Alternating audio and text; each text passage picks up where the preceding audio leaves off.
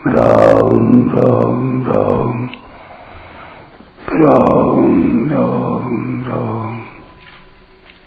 राम राम राम नारायण नारायण। हमारे देश की गायें सौम्य और सात्विक होती हैं, अतः उनका दूध भी सात्विक होता है, जिसको पीने से बुद्धि तीक्ष्ण होती है और स्वभाव शांत सौम्य होता है।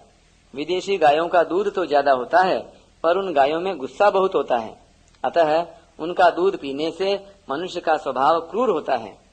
भैंस का दूध भी ज्यादा होता है, पर वह दूध सात्विक नहीं होता, उससे सात्विक बल नहीं आता।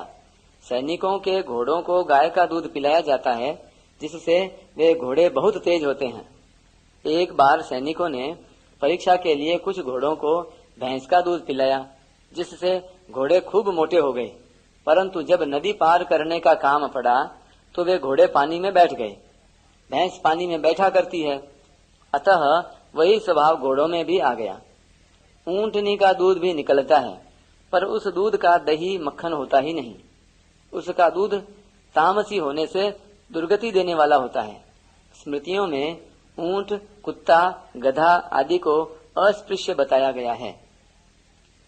संपूर्ण धार्मिक कार्यों में गाय की मुख्यता है। जात कर्म, चूड़ा कर्म, उपनयन आदि 16 संस्कारों में गाय का, उसके दूध, घी, गोबर आदि का विशेष संबंध रहता है। गाय के घी से ही यज्ञ किया जाता है। स्थान शुद्धि के लिए गोबर का ही चौका लगाया जाता है। श्राद्ध कर्म में गाय के दूध की खीर बनाई जाती है। नरकों से बचने के लिए गोदान किया जाता है। धार्मिक कृत्यों में पंचगव्य काम में लाया जाता है, जो गाय के दूध, दही, घी, गोबर और गोमूत्र इन पांचों से बनता है। कामना पूर्ति के लिए किए जाने वाले यज्ञों में गाय का घी आदि काम में आता है। रघुवंश के चलने में गाय की ही प्रधानता थी। पौष्टिक वीर्यवर्धक चीजों में भी गाय के दूध और घी का मुख्य स्थान है।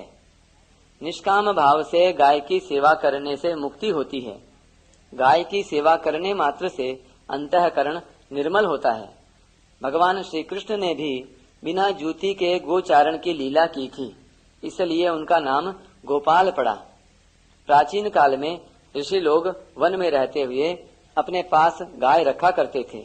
गाय के दूध, घी से उनकी बुद्धि प्रखर विलक्षण होती थी, जिससे वे बड़े बड़े ग्रंथों की रचना किया करते थे।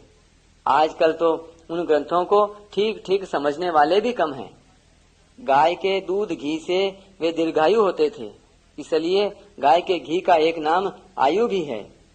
बड़े बड़े राजा लोग भी उन ऋषियों के पास आते थे और उनकी सलाह से राज्य चलाते थे। गोरक्षा के लिए बलिदान करने वालों की कथाओं से इतिहास, पुराण भरे पड़े हैं। बड़े भारी दुख की बात है कि आज हमारे देश में पैसों के लोभ से रोजाना हजारों की संख्या में गायों की हत्या की जा रही है। अगर इसी तरह गो हत्या चलती रही तो एक समय गोवंश समाप्त हो जाएगा। जब गायें नहीं रहेंगी तब क्या दशा होगी, कितनी आफतें आएंगी, इसका अंदाजा नहीं लगाया जा सकता। जब गायें खत्म हो जाएंगी तब गोबर नहीं रहेगा, और गोबर की खाद न रहने से जमीन भी उपजाऊ नहीं रहेगी। जमीन के उपजाऊ न रहने से खेती कैसे होगी? खेती न होने से अन्न तथा वस्त्र यानी कपास कैसे मिलेगा? लोगों को शरीर निर्वाह के लिए अन्न, जल और वस्त्र भी मिलना मुश्किल हो जाएगा।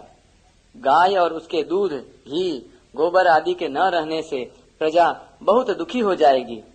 गोधन के अभाव में देश पराधीन और दुर्बल हो जाएगा। वर्तमान में भी अकाल, अनावृष्टि, भूकंप, आपसी कलह आदि के होने में गायों की हत्या मुख्य कारण है। अतः अपनी पूरी शक्ति लगाकर हर हालत में गायों की रक्षा करना, उनको कत्ल खानों में जाने से रोकना हमारा परम कर्तव्य है।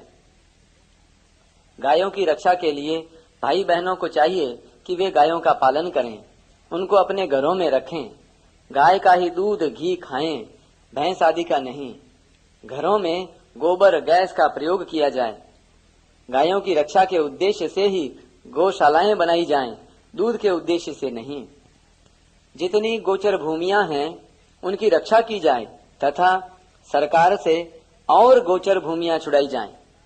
सरकार की गोहत्या नीति का विरोध किया जाए और सरकार से अनुरोध किया जाए कि वह देश की रक्षा के लिए पूरे देश में तत्काल पूर्ण रूप से गोहत्या बंद करे। परिचर्यात्मकम कर्म शूद्रस्यापि स्वभावजम।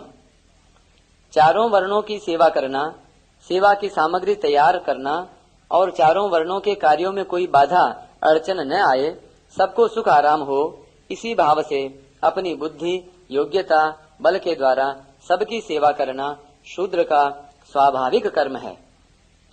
यहाँ एक शंका पैदा होती है कि भगवान ने चारों वर्णों की उत्पत्ति में सत्व, रज और तम इन 3 गुणों को कारण बताया।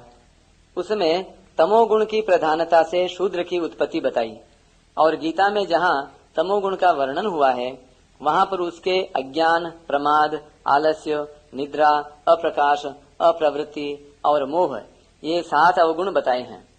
अतः ऐसे तमोगुण की प्रधानता वाले शूद्र से सेवा कैसे होगी? क्योंकि वह आलस्य, प्रमाद आदि में पड़ा रहेगा तो सेवा कैसे कर सकेगा? सेवा बहुत ऊंचे दर्जे की चीज है। ऐसे ऊंचे कर्म का भगवान ने शूद्र के लिए कैसे विधान किया?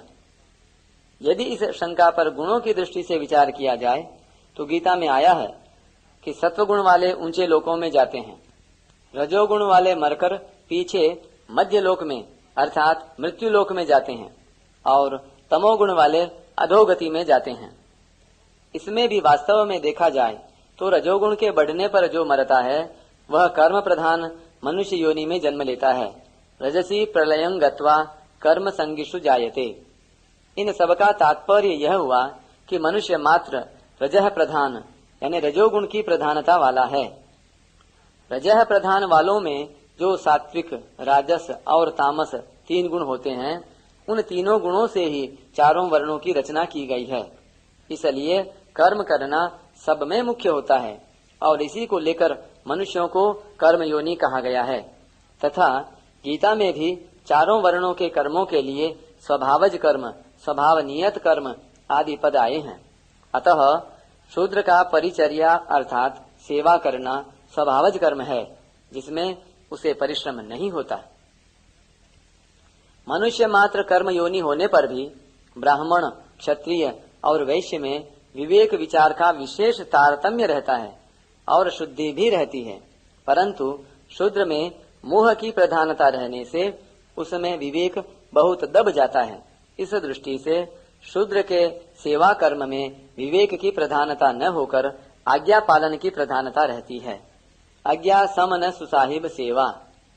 इसलिए चारों वर्णों की आज्ञा के अनुसार सेवा करना, सुख सुविधा जुटा देना शूद्र के लिए स्वाभाविक होता है। शूद्रों के कर्म परिचर्यात्मक अर्थात सेवा स्वरूप होते हैं। उनके शारीरिक, सामाजिक, नागरिक, ग्रामणिक आदि सब के सब कर्म ठीक तरह से संपन्न होते हैं, जिनसे चारों ही वर्णों के जीवन निर्वाह के लिए सुख सुविधा, अनुकूलता और आवश्यकता की पूर्ति होती है।